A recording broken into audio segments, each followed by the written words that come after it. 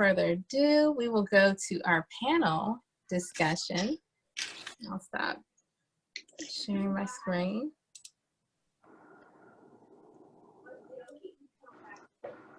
Hey, so we're back. So if we could just introduce, I guess everyone introduce yourself. Audrey, I think you already did. I'm pretty sure everyone knows me now. So maybe Lindsay, you want to start? Yeah, I'm Lindsay Walker, and I'm a jeweler. I've been Tennessee Craft Board member for a few years now, and started my company here in Nashville about 5 years ago.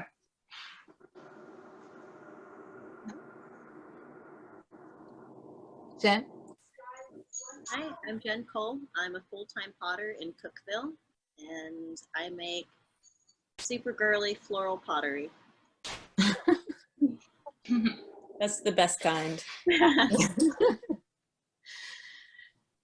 And Ashley? Hello, my name is Ashley Mintz, and I am a painter here in Nashville, Tennessee. I do mixed media art. Great, love it.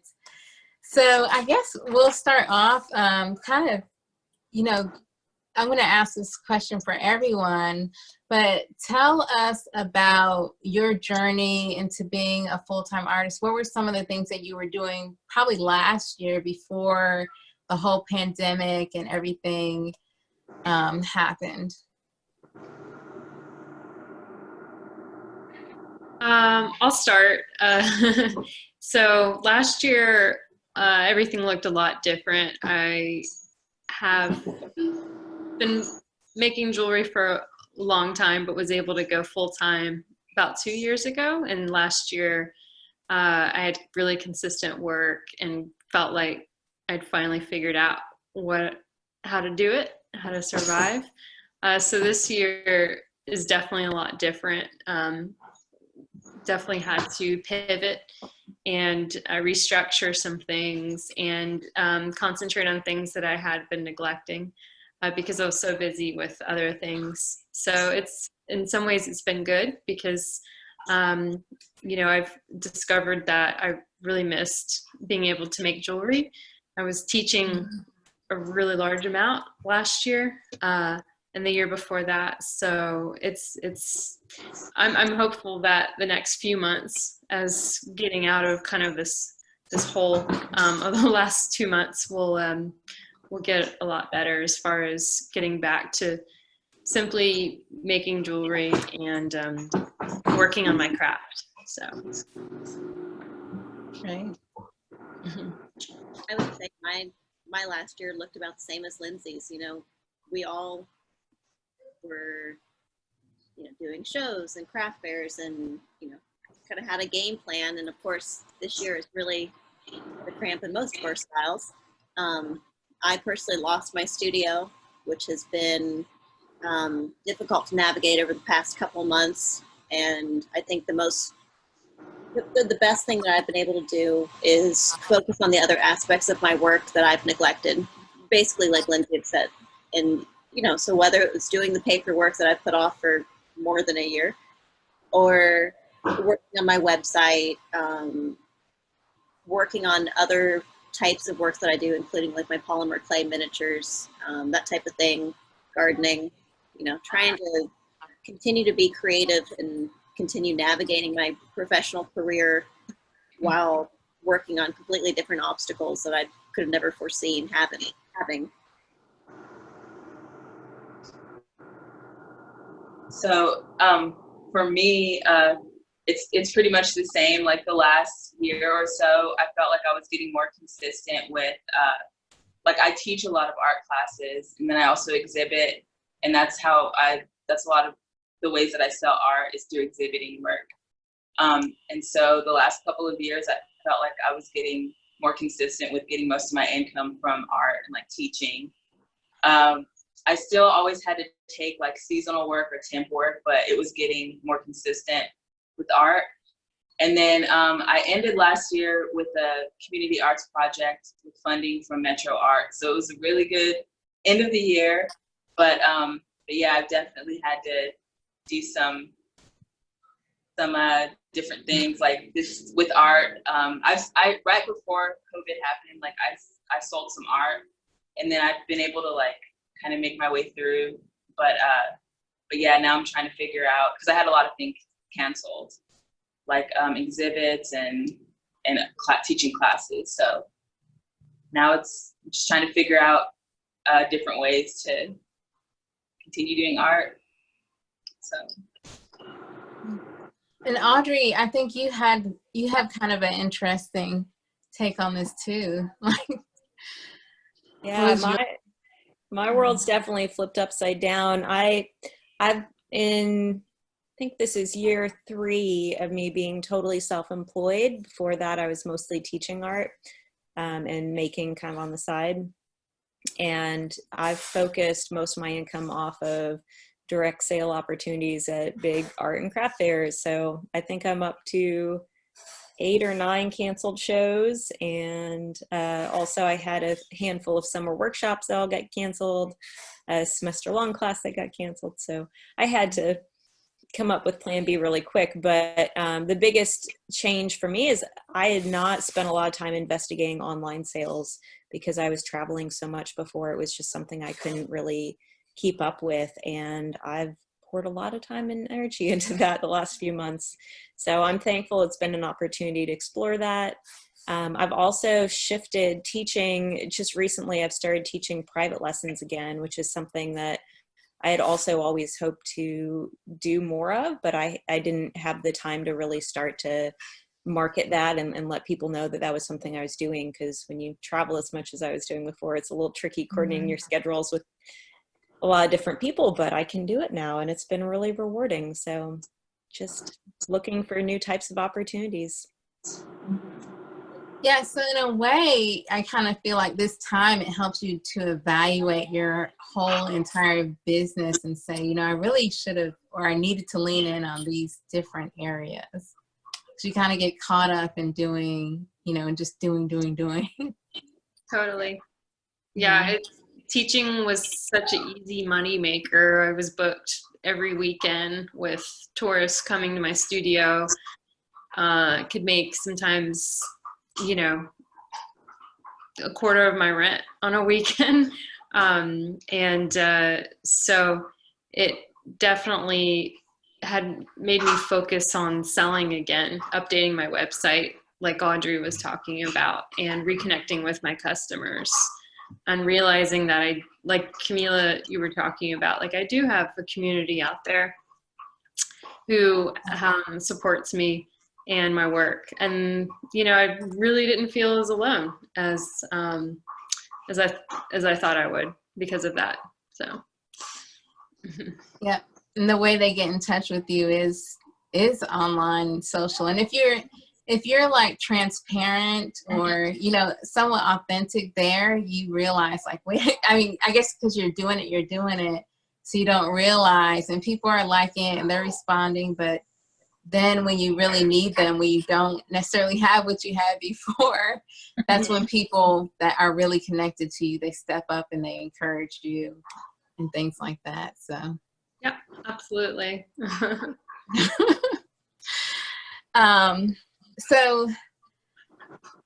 So how, like during this time, have you been able to find, and anyone can answer this, like are there moments that you've been able to find inspiration or been able to create?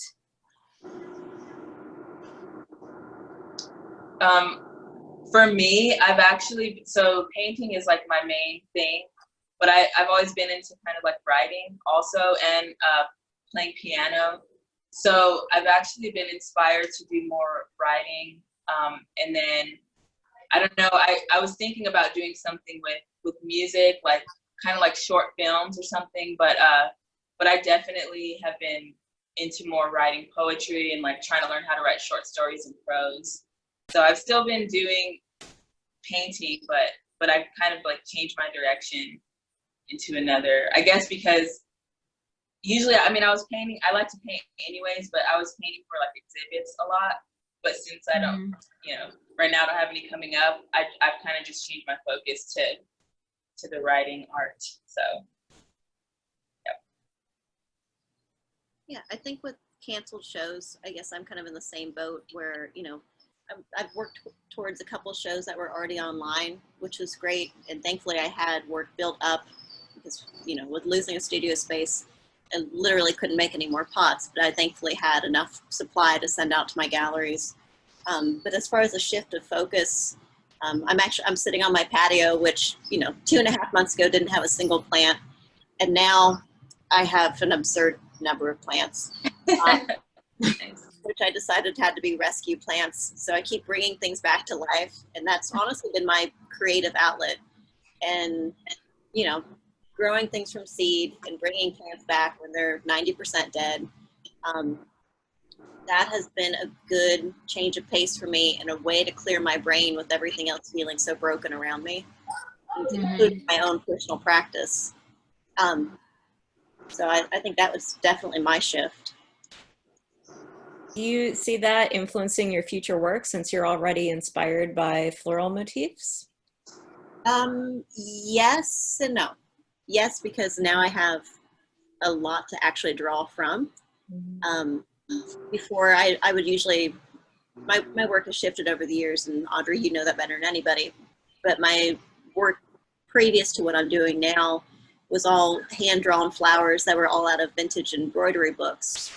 So they were already the floral motifs were already being broken down into line work, and then I was kind of transposing them from there into my own thing.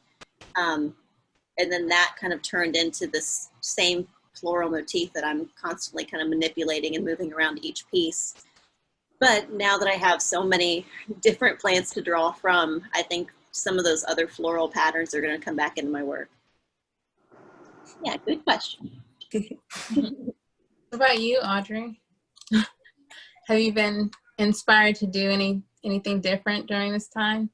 Yeah, when you make your living off of selling your work, you have to become really intentional about when you take risks, because just merely the demand of making enough to meet your deadlines can sometimes discourage you from trying things that may not work. So I always try to build in time to my year, especially during my slow months, which are usually January and July, to really make sure I'm going back and researching and trying new things. But it's been really liberating to just have a slower making pace in general. And every single week now I'm doing some kind of experiment that I normally wouldn't have time to do. I also, assuming it doesn't get canceled, I am really thankful. I have a solo show scheduled for early 2021, and most of the work for that I was going to be making this fall, but I've just moved all that up, and it's been another really wonderful motivator to work on different types of pieces, a lot of bigger, more elaborate, complex forms that aren't what I'd normally be making for a craft fair. Yeah, that's interesting. So you're not necessarily sticking to what you've always done. There's this other creative outlet that's happening. Yeah, or just kind of expanding and deepening the existing body of work that I was in ways that I probably would not have had time to do, at least not right now. Yeah, you wouldn't have thought about it before because you were so busy. So what have you, so we talked about kind of what you've been doing before and what you've done like during this time. What have you actively done as far as like pivoting? Like I know you said about getting online more and things like that. Like what have you compared to last year and this year are pivoting your business? Like how are you doing that? I've something that people have asked me about a lot. I used to teach the stackering class like every weekend, and Going off my Lindsay stacked rings. And it was really popular. I think one year I taught over 1,000 people because I would do bachelorette parties and large groups. And so I've been pivoting to make that class into a rentable kit and that people can do in their home or art studio. I'm really close to being able to do, I guess, the beta testing of it. So next week or the week after, a few people will get some to try out to make sure everything's in order. But I'm excited for that. I've had so far a pretty good reaction from people wanting to do it, because the possibility that we'll have to go back into our homes in the winter or, you know, in the next few months it's a possibility. So I just kind of started to let go of the idea of teaching big groups again. And I am, like Audrey, teaching private classes in small groups. But so the kits are something I've been working on, as well as what the microgrant has helped with, doing online videos. So the Stackering kit will also have a video attached to it that people can watch and then make their own rings. So I'm excited to see if it can work. It seems like a little daunting, you know, to just hand out torches and silver to people. But I believe in the power of DIY right now. I think people can definitely grab a hold of it and do it. Do they have to sign a disclaimer? Yes. Okay. Yeah, I think that's a What? As potters, we hand children knives and needle tools, and no one's really gotten that hurt. Yeah. Yeah. Usually I'm there to be like, that's hot, or that's fire you're holding in your hand. Don't wave it like this. Yeah, so I think that's a really good way to, a good tip to pivot is the artist kits, because I've seen a lot of people doing those kits, and sometimes they'll center it around, you know, different holidays or things like that. So that's a very interesting way to pivot. Anyone else that they've had to do something different? Okay. I'm good. Okay. So I was just gonna say I've been trying to think about it.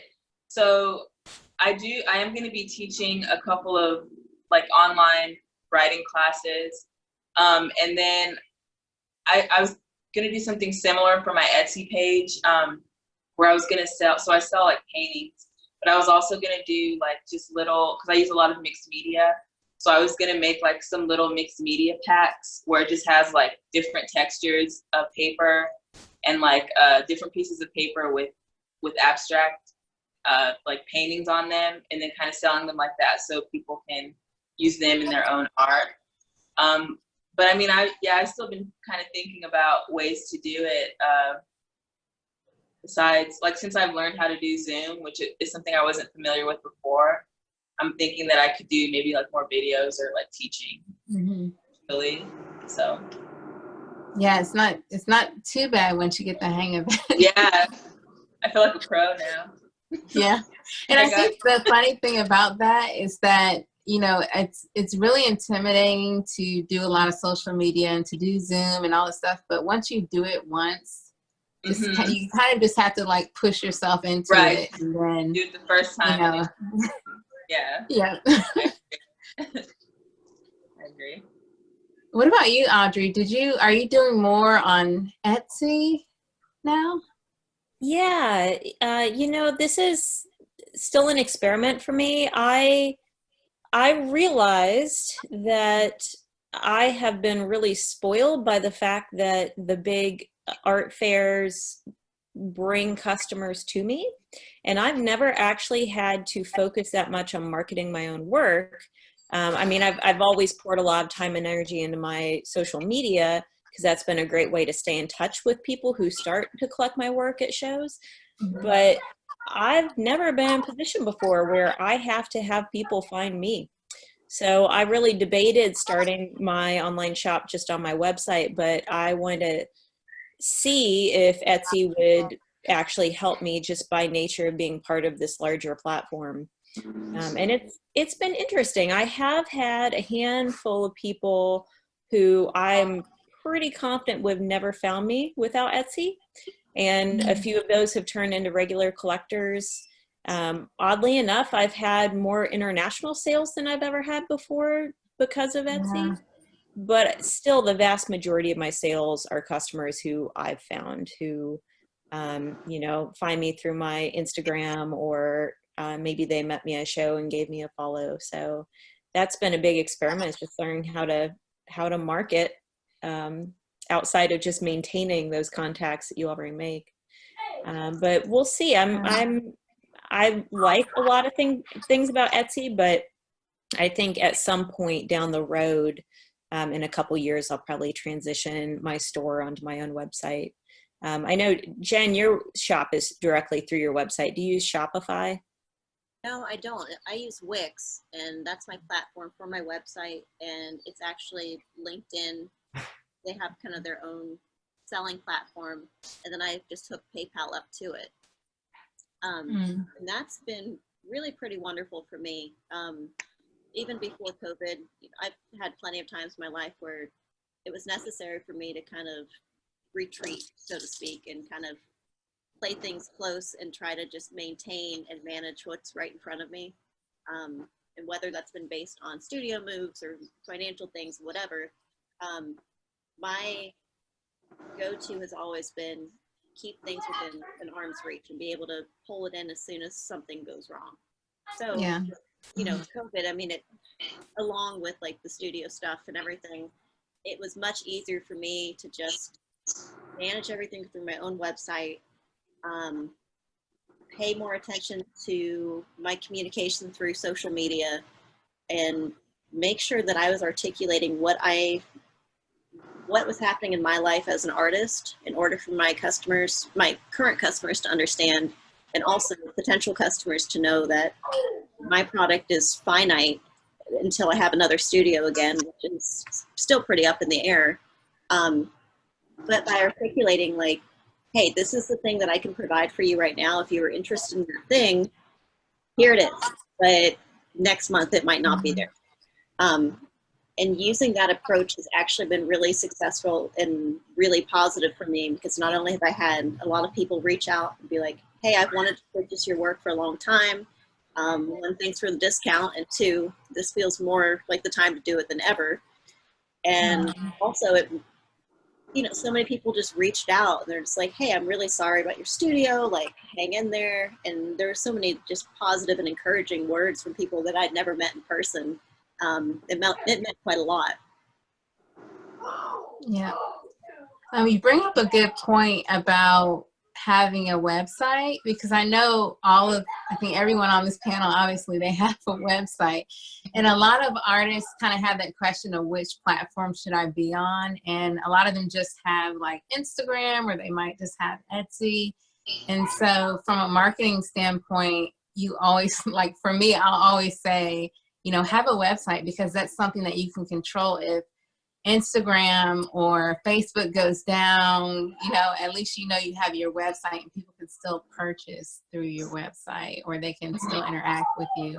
You have so much more control when you have that kind of, you know, solid thing. And then Audrey, you brought up a good point about the international sales. So I feel like this time, like since everybody's on the internet, everyone's connecting, so you're gonna get that, you know, even internationally people are able to reach you because there are just so much more people online. So that's an interesting take, that, you know, your audience is much bigger than Nashville or even the United States. So, you know, sometimes you have to think about that too.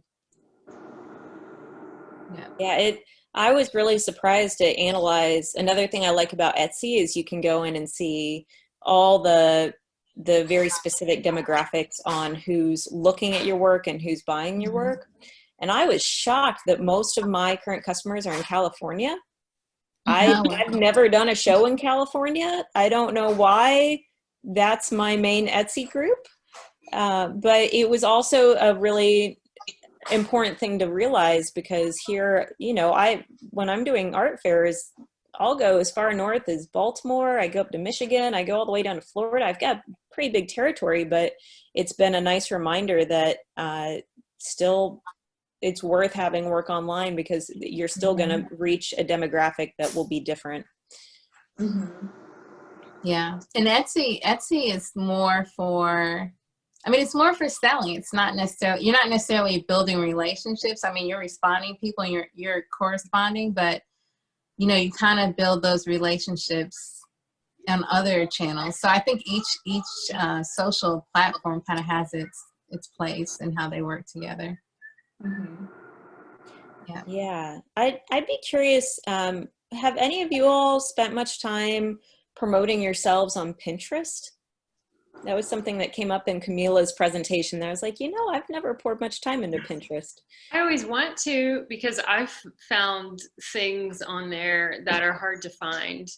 And so, yeah, it's just, it seems a little time consuming. It's one of those other things. But I feel like I mean, I have a Pinterest page. Every now and then, you know, when I'm in a slow period, I'll be like, okay, I'm going to throw some things on there and see if anything sticks.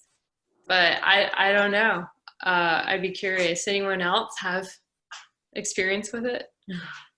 I tried for like a hot minute, and it was just not something that I could really wrap my brain around. I found a lot of other platforms to work better for me. But I am always surprised how many people that happen to follow my work repost my work through Pinterest. That's Yeah. always a delightful surprise. But I don't even know my password for it, so it's been a while. I will say that Pinterest, I wouldn't say totally discount it, because it's one of the ones that is not as many, it's not as flooded. It's like Etsy has like billions of people on it, so it's not as flooded. So it might be something that, you know, if you are using it or could use it, you know, it might be something, you know, that might be lucrative for you if you do. Can you sell stuff on Pinterest? I think I signed up like a while back too, but I didn't really get into it. But is that what it's for? You Like, don't sell stuff? stuff. It's the image of it that's on there, and then there's a link. So if people want to learn more about that, or they want to see where that's from, then it links to like your website or something like that. Gotcha. Okay. Yeah. Yeah, very random. I found my casting torch on Pinterest through a plumber in California. It's a hard thing to find. So you never know. Right. So are there certain platforms that you're just, you know, I will just use my website, or I will just use Etsy, or some that you like stay away from, or some that you're just like, this is the platform for me? For me, it's my website. I've been on Instagram and like Facebook, but I don't know. I think it would help me, and a lot of people like tell me that I should be on other social media platforms, but I feel like I just don't have the time to like justify like having it. Like I feel like I would just kind of forget about it, which happened when I did have them. But I've done pretty good with my website. I do need to upgrade my store. But usually if I want to do like an exhibit or something, if I contact someone about it, or they contact me, I'll send them a link to my website so they can see my work. But yeah, I mean, I've done pretty well with that. And then Etsy has been okay. But I would say my website is like my main one. Yeah, and actually, you're not on Instagram or Facebook.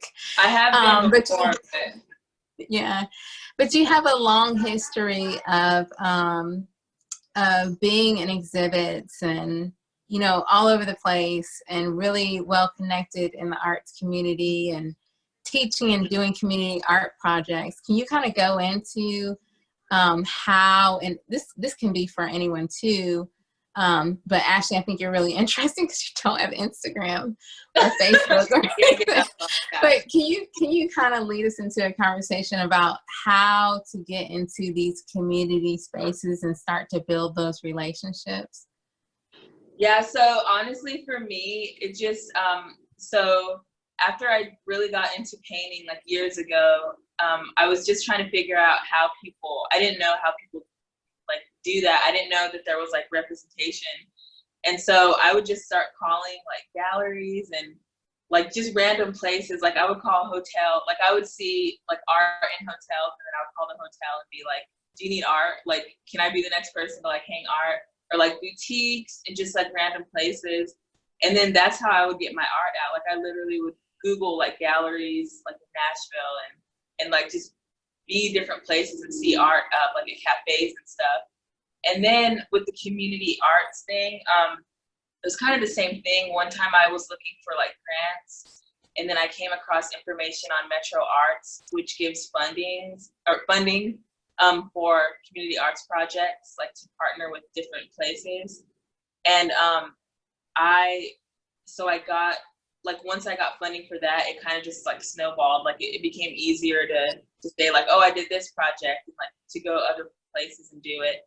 And then I would go to classes at like different libraries here, and I just asked I talked about this in our interview before, but I asked the lady who was like facilitating it how she found teachers, and then I asked if I could propose something, and she let me teach the class, and then that kind of like snowballed too. Like she was recommending me to other places, and then I was calling places.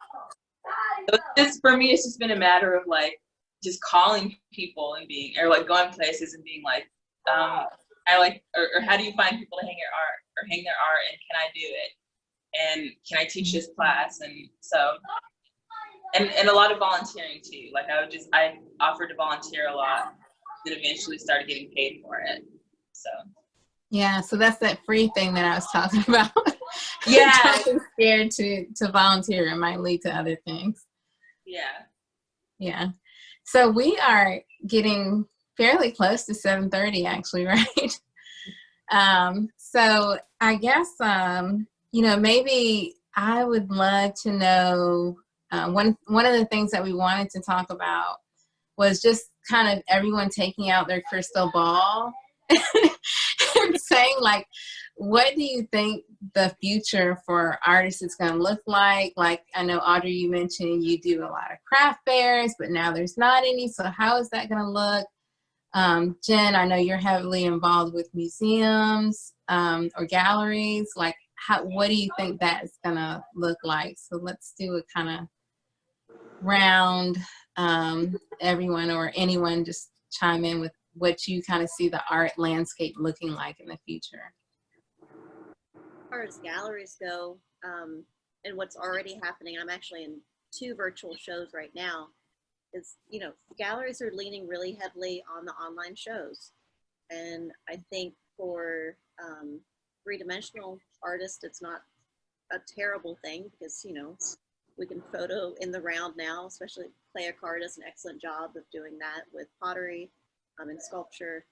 I think as far as at least the rest of this year, that's kind of what we're looking at in being virtual featured artists, doing more of the Zoom meetings. I mean, just like we're doing, right? Mm-hmm. And we're still able to get that information out there. We're still being creative. We're still making.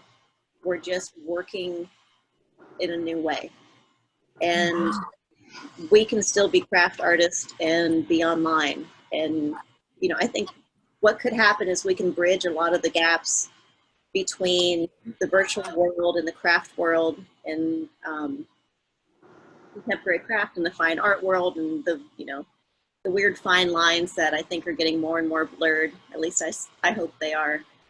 And I think we could move into something more sustainable. Yeah, I don't know if y'all noticed this with art fairs. It seemed like for a while the market was almost a little too flooded and sales were going down and down. Anytime I was at the craft fair or a different fair, I noticed from the first year I did my first show that, it was a really good show the first year. Like, how's that possible? That was my first year working. So I think you're onto something, Jen, that maybe what comes out of it will be better. Some things may get stripped down a little bit, which could be good for sure. I kind of see things as getting a little more insular, and people are thinking again about how to use their money, where to use their money, because it's so precious. And you know, maybe not supporting Amazon, maybe supporting the local hardware store if you need something. I've definitely been thinking more of that lately, since we all know that we're all struggling a little bit more. So, yeah. What about you, Audrey? Yeah, believe it or not, I still have 9 shows on the calendar for this year that have not canceled, and I'm very Oh, wow. curious what will happen with those because they're all over the place, and different cities are in different phases of reopening. Different cities have different population densities, so they're at higher risk, and it's going to be really interesting to see how that plays out. My next show is in Atlanta, and to be honest, I'm not feeling super optimistic that one's still going to happen. But I could see some of the shows in, like my show after that's in a kind of small city in Virginia. That might still happen, but a lot of them are talking about reducing the number of artists that are there or spreading booths out so there's big spaces between them, and having people have tickets even if it's not a paid ticket, but just like you're committing to come to the show Saturday morning between 10 and noon, and then they only give X number of tickets for that to limit sizes. So I mean, there is a possibility that some events will be able to transform into a safe enough form that will still happen this fall. At the same time, I'm trying to be really realistic because I also am very sensitive to the fact that it's not in our best interest to rush out and be in big groups, and I'm certainly not trying to promote that either. But I am optimistic that maybe in some contexts there will be some modifications that might be possible if our numbers keep doing okay. We'll see.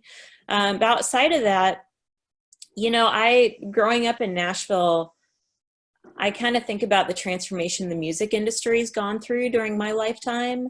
And I think about all these, big epic record deals that I saw people have when I was a teenager. And, you get signed a label and you make it big, and it's like, that's that. And I think now what's happening in the music world is very similar to what's happening to visual artists too, where there are a lot of galleries doing really great work for us, but there's also now more options for us to self-represent, for us to self-promote, for us to be our own representative in the world. And I kind of see COVID asking us to take a very active role in that, because it's like what you said earlier, Camila. People want to connect to the person who made the work. They want that relationship to feel genuine. And I think taking out that middle person of the show organizer or the gallery curator does form a type of intimacy that people are really craving right now. So I would really love to see us come out of this with what Lindsay said, people being really deliberate about how they spend their money, but also with artists maybe having a little bit more power over their own careers because they have developed that diehard following online that's going to buy directly from them every Mother's Day or every Christmas. That would be really beautiful. I'm crossing my fingers for it. Yeah. So let's close out with some inspirational words.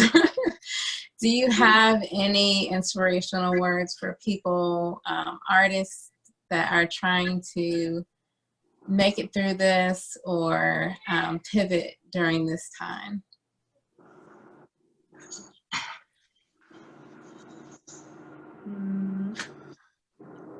Lindsay, you look like you. I've been having to learn how to ask for help, which is really hard because, yeah, it's hard for me. But people do want to help. I had some customers in last week who came in. I've been doing a lot of repairs. I think people are opening up their old jewelry boxes and looking at the broken bits and pieces. And repairs are an opportunity for me to reconnect with people and, like hear their stories. Like people have crazy jewelry stories, and that's really fun for me. A lot of people they come in and they say, I'm concerned. I want to know how you're doing. are you surviving? Like, so I think I'm still learning how to ask for help, but I think it's like I said, it's nice to know that people do care and we are a community. So it's encouraging. What about you, Jen? Any inspirational words? Well, if any of you have all seen my video yesterday, I put out some inspirational words for artists, but as far as I'll say the opposite right now as I sit on my little porch with my favorite little dude. Get yourself a good pet who loves you unconditionally, and take up a hobby that you would have never considered otherwise. I thought I was horrible at gardening, and it turned out I was okay. And now I get to enjoy this other aspect of my life with my little dude that I would have never taken the time to do, because it's so easy to get lost in your artistic practice or to be so driven to make that next buck that you don't take the time to take care of yourself. And right now, more than ever, it's important to do both. And it's important to take care of your mental health and condition your hair for an hour if you want to. Like, why not? You know, when else are we going to be able to do that? Condition your dog for an hour. Ted's definitely has spa treatment. But it's important to find balance. I definitely agree with getting a dog. I got mine in February, and I don't know if I would have made it without her. She tells me what time it is. Or cat. Sorry, Audrey. I didn't mean. I got my third cat during COVID. I'm sorry. It's your turn, Ashley. Oh no, you're fine. I'm thinking I need a pet now too. Yes. I mean, so in the last couple of years, I've kind of been gone through some hard times, and I don't have family here, so it was really hard for me. But like I made it through, and so I at this point, I mean, this is a really hard time for everyone, and I just feel like at first it was kind of frustrating, but then I think about what I went through before, and I'm like, okay, you know what? I guess I'm just gonna have to get through this again too. So, and then like Jen said, practicing something different. That's why I started writing. So I would encourage artists to just try something different, because you never know what could come of it. You could start doing a whole new art practice, but just lean on people who you know, who care about you. And just, I mean, we really just, we're all, I mean, it's happening to everyone, you know, so it's just, I mean, I've learned growing up, just life is hard. There's hard times, but the more that you can get through things, the easier it is, I think, when hard times come back around. I've definitely learned that in the last few years, so yeah. Those would be my words of inspiration. And get a pet. Audrey. Yeah, I like what Ashley's saying. You know, having taught a lot first and then transitioned into being fully self-employed and making a living off my work, I saw so many people day in and day out who were worried about the future of a creative career, or who just thought it wasn't possible. And early on, my first couple of years of being self-employed were feeling really good. And then this hit, and I'll be honest and say I had a good month there of, oh my gosh, what have I done? Not that I ever had any regrets of choosing this path, but it was more of just that uncertainty and what am I going to do with this? You know, that fire of, okay, I've got to pivot, I've got to make some changes. And, you know, what I'm realizing is anyone who's really made in the arts, they've had grit. They've learned how to dig in deep, how to be strong and stubborn. And these are the experiences that teach us how to do that. It's not always going to be easy, or else everybody would be doing something really awesome and fun and exciting for their career. Not to say all moments of being an artist are fun, exciting. There's a lot of blood, sweat, and tears in there too, and grunt work. But, you know, I think that this is part of it. And like Ashley said, not everybody's doing great right now. Artists aren't alone. So I know people in healthcare who have gone laid off because cosmetic surgery is not happening right now. You know, those people who Mhm. should have had really stable careers. So it is what it is. Have confidence, like Camila said earlier, that our voice matters. You got to keep doing what you're doing. And if it gets hard, it's going to be temporary. We'll get through this. Yeah. Yeah. Well, thank you to every one of our panelists. I really appreciate you being here and sharing with us. We have Jen Cole, your video is out and you did a takeover yesterday. It was wonderful. And Ashley, we have a video on Instagram. And Lindsay, your video will be coming out this week, and we'll also do another interview with you on Instagram Live next Tuesday. So until then, we will see you. Thanks, everyone. Reach out to us if you have questions. And Audrey, were you going to say something? One thing to add, can we give a little pitch for the micro grant fundraiser? Yes. Yeah. So the other 3 artists you heard from today all received the Midstate Micro Grant for craft content. And that was something that the funding for it was just money we reallocated from one of our scholarships that wasn't able to happen since all the workshop centers basically closed up for the summer. So the Midstate chapter funded the first one out of our normal scholarship budget. And we were able to divide that round into 3 micro grants. But it was such a successful program, we really want to award more. And to do this, we're raising money. So we just created a GoFundMe page. And if you go over to our Tennessee Craft Midstate chapter social media, you'll see all kinds of links to it. But I'm so excited by the content that these ladies have created. And I really would like to create more stipends to help other artists receive some funding during a time that we could all use it.